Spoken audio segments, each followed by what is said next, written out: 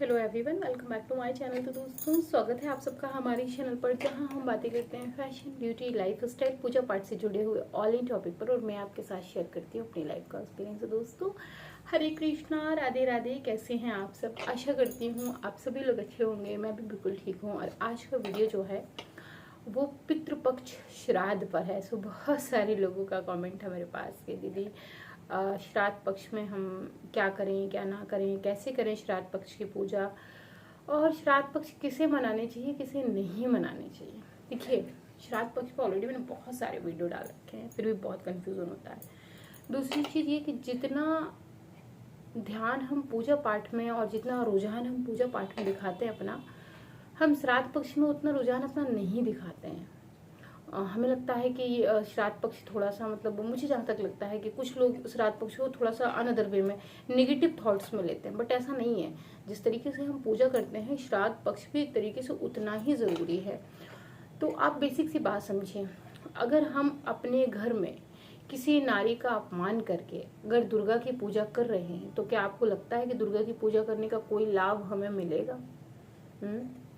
ठीक वैसे ही अगर हम अपने घर में अपने ईश्वर स्वरूप माता पिता की सेवा या पूजा या पाठ या अर्चना नहीं कर पा रहे हैं, तो आपको लगता है कि हम ईश्वर की पूजा पाठ प्रार्थना और ध्यान करके बहुत कुछ हासिल कर लेंगे?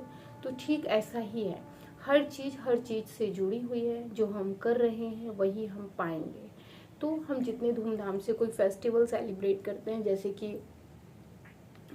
दिवाली हो गई, रक्षाबंधन हो गया, होली हो गई, हमें उतनी ही लगन के साथ, श्रद्धा के साथ पितरपक्ष भी मनाना चाहिए। कौन लोग पितरपक्ष नहीं मनाते हैं? वो लोग जिनके घर में अभी सभी पूर्वज जिंदा हैं। लेकिन ऐसा संभव है नहीं, हिंदुस्तान में ऐसा कोई भी नहीं है जिसके सभी पूर्वज जिंदा हों। ठीक है ना? हाँ, ये है कि अगर मेरे माता पिता जिंदा होते तो मैं श्राद्ध नहीं कर रही होती, मेरे माता पिता कर रहे होते हैं। अब अगर वो नहीं है तो मैं करूँगी।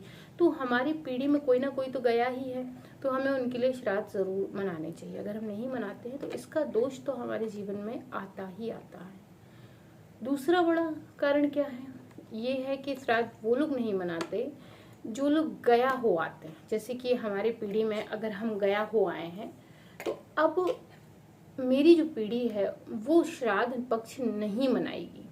अब मेरे जो बच्चे होंगे और हम लोग जब स्वर्ग जाएंगे, स्वर्ग से धारेंगे, तो अगर मेरी पीढ़ी मनाना चाहेगी श्राद्ध तो मना जाएगी, अगर नहीं मनाना चाहेगी और मुझे जो है वो गया में पिंडदान दे देगी तो वो भी नहीं मनाएंगे। तो बेसिक सी बात है कि जो लोग गया जाते हैं वो लोग फिर श्राद्ध नहीं मनाते हैं, लेकिन जो लोग नहीं जा पाते हैं उन्हें श्राद्ध मनाने ज़रूर चाहिए। ठीक है? जो लोग श्राद्ध नहीं भी मनाते हैं ना, उन्हें कम से कम और कुछ करें ना करें तो श्राद्ध के जो नियम है उनका पालन ज़रूर करें। तो श्राद्ध पक्ष कब से शुरू हो रहा है, कितने दिन का हो रहा है, ये वीडियो तो मैंने डिटेल में आपके साथ शेयर कर दिया है। अधिक मास की वजह से बहुत सारे कंफ्यूजन थे, वो भी मैंने क्लियर कर दिए हैं। चलिए अब हम चलते हैं कि श्राद्ध में हमें क्या करना चाहिए और क्या नहीं करना चाहिए। सबसे पहले तो श्राद्ध पक्ष जब से शुरू और जब तक चले तब तक हमें अपने घर में ब्रह्मचर्य का पालन करना चाहिए। सबसे पहले इस बात का ध्यान रखना चाहिए। दूसरी बड़ी चीज, सात्विकता का पालन करना चाहिए। जिस दिन से श्राद्ध शुरू होते हैं और जिस दिन पूर्ण हो रहे होते हैं, अमावस्या जिस दिन होती है, उस दिन हमें जो है उस दिन से उस दिन के बीच, कहने का तो 15 दिन का जो गैप है बीच में, इसके बीच हमें सात्विकता का ध्यान रखना चाहिए। तामसिक आहार नहीं लेना चाहिए, घर में तामसिक चीज़ें नहीं बनानी चाहिए। अगर हम भोजन बना रहे हैं तो वो बिना प्याज लहसुन का बनाना चाहिए। बर्गर पिज्जा ऐसी चीज़ों से हमें दूर रहना चाहिए। साथ हम जो है अगर मांस खाते हैं, घर में मदिरा का सेवन होता है हमारे घर में, तो हमें उसे बचा लेना चाहिए। इन 15 दिन नहीं करना चाहिए। हम लोग चाइना हटाओ का तो बहुत मतलब हल्ला पीटते रहते हैं, लेकिन जो चाइना का फूड है उस पर हल्ला नहीं पीटते हैं, वो हम ज़रूर अपने खाने में इंक्लूड करते हैं, तो उसको भी थोड़ा सा अवॉइड करिए। तो पूरे पितरपक्ष आप सात्विक आहार लीजिए और ब्रह्मचर्य का पालन तो ज़रूर ही करिए। साथ ही साथ क्या करें? श्राद्ध करें। अगर गया नहीं गए तो श्राद्ध करें, तर्पण करें। पूरे 15 दिन दान जरूर करें। रोज कुछ ना कुछ एक ना एक चीज का दान अवश्य दें। पूजा पाठ नियमित करें। कुछ लोगों को कमेंट है कि दीदी श्राद्ध लग जाने पे क्या हम भगवान की पूजा नहीं करते? मांगलिक कार्यों पर रोक लग जाती है, पूजा पाठ पर रोक नहीं लगती। आप निश्चिंत रूप से पूजा पाठ कर सकते हैं। जब करें, अपने पितरों का सम्मान करें। बरगद के वृक्ष का पूरे 15 दिन नियमित रूप से पूजन करें। पीपल के वृक्ष का भी नियमित रूप से पूजन करें।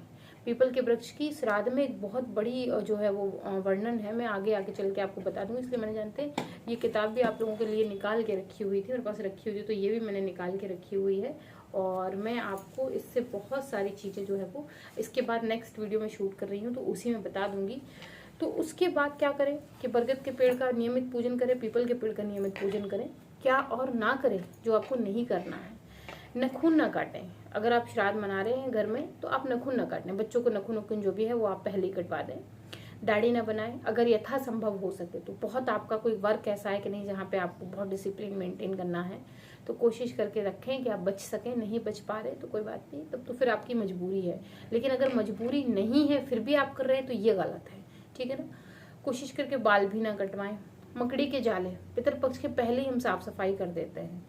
अगर फिर भी किसी कारणवश मकड़ी का जाला लग जाता है तो बिल्कुल भी मत हटाएं, उसको रहने दें 15 दिन।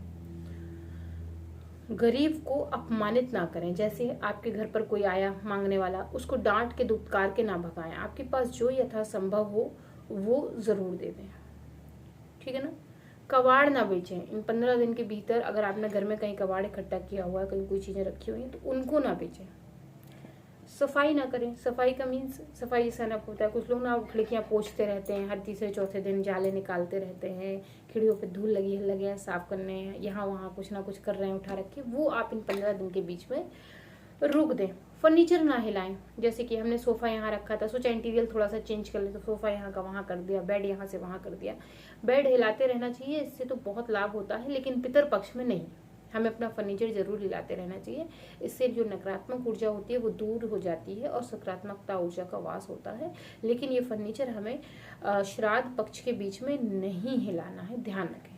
पेड़ ना काटें, विशेषकर बरगद का। कुछ लोगों के घर में ना छोटे छोटे पेड़ उग जाते हैं पीपल के, बरगद के, वो लोग उखाड़ देते हैं। पितर पक्ष में नहीं उखाड़ना है। पितर पक्ष के बात करिए या तो फिर पितर पक्ष के पहले ही चिन्हित कर लीजिए घर में कहाँ कहाँ क्या क्या ऐसी स्थिति है, उसको पहले ही ठीक कर लीजिए ना। किसी के साथ बैठकर किसी की चुगली निंदा बिल्कुल ना करें। और ये गलती तो बिल्कुल ना करें कि वो हमारी सास थी, उन्होंने हमारे साथ ऐसा किया। विशेषकर घर की बहुओं के लिए है ये कि हिंदुस्तान में बहुएं सास से बहुत प्रताड़ित होती हैं, ये बात सही है, लेकिन कुछ ना कुछ बात से दो आपस में मनमुटाव हो ही जाता है, देखिए।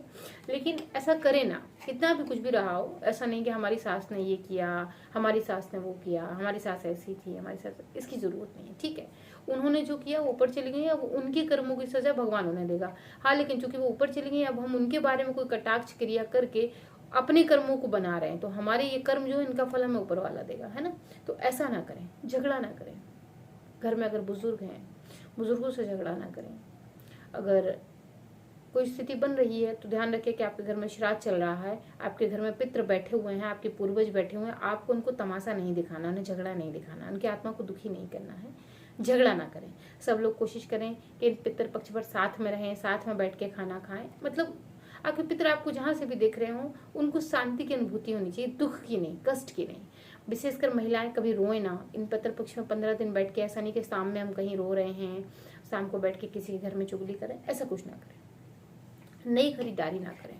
नई खरीदारी में जैसे कि आप हो गया ना, हमने शॉपिंग कर ली ऑनलाइन या हमने कुछ और मंगा लिया, आपको जो भी मंगाना है पहले ही मंगा लें।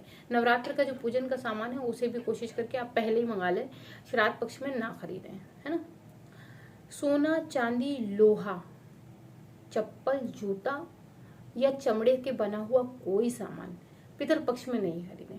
देखिए, पितर पक्ष में सोने का भाव गिर जाता है। बहुत सारे लोग क्या करते हैं, पितर पक्ष में गोल्ड की खरीदारी करते हैं। आप सुनार को पैसे दे दीजिए, आपको जो अपने ऑर्नामेंट्स बनवाने वो बनवा लीजिए, लेकिन जब पितर पक्ष समाप्त हो जाए तो फिर आप उन्हें घर लेकर आइए, तो आपको उसी कीमत पर बन जाएगा, बहुत दिक्कत नहीं होगी। भगवान की स्थापना ना करें। कोई विग्रह आ रहा है, मंगाया हुआ है, ज्यादातर होता क्या है, शरद की नवरात्रि के लोग नवरात्र में देवी जी के विग्रह की स्थापना करते हैं, तो वो कर लेते हैं, मंगा लेते हैं विग्रह वगैरह, तो स्थापना ना करें, खरीदारी भी ना करें, स्थापना भी ना करें। किसी भी प्रकार का मांगलिक कार्य की शुरुआत, जैसे कि सगाई की बातचीत कहीं चल रही है, उसकी चर्चा ना करें। विवाह की बातचीत, उसकी चर्चा ना करें। मुंडन, जनेऊ संस्कार कराना, इन सब की चर्चा ना करें। चर्चा भी आप श्राद्ध पक्ष निकलने के बाद करें। घर में जो महिलाएं हैं, जो बहुएं हैं, वो साफ सफाई का विशेष ध्यान रखें। साफ सफाई का ध्यान का मतलब क्या है, घर की साफ सफाई नहीं, अपनी साफ सफाई। खाना बना रही हैं तो स्नान करके बनाएं। अगर घर में आप अपने पितरों के लिए भोजन बना रही हैं, ध्यान रखें झूठा मुंह ना हो, किचन में बर्तन में साफ सफाई हो, आपका चूल्हा साफ हो, जब भी चूल्हे पे आप उनके लिए भोजन बनाएं वो साफ हो, इस बात का ध्यान रखें, है ना। साफ सफाई का मतलब ये नहीं कि आप जाहे झाड़ दें, ये ना करिएगा, है ना। तो दोस्तों ये इतनी चीज़ें हैं जो आपको नहीं करनी है पितृपक्ष के अंदर, इन्हीं में कुछ चीज़ें जो आप कर सकते हैं। तो आशा करती हूँ ये वीडियो को पसंद आई होगी। पसंद आई तो मेक श्योर वीडियो को लाइक करिए, चैनल को सब्सक्राइब करिए, फ्रेंड एंड फैमिली के साथ शेयर करना बिल्कुल मत भूलें। मैं मिलती हूँ विद अ न्यू वीडियो, तब तक के लिए Hare Krishna, Radhe Radhe and bye bye.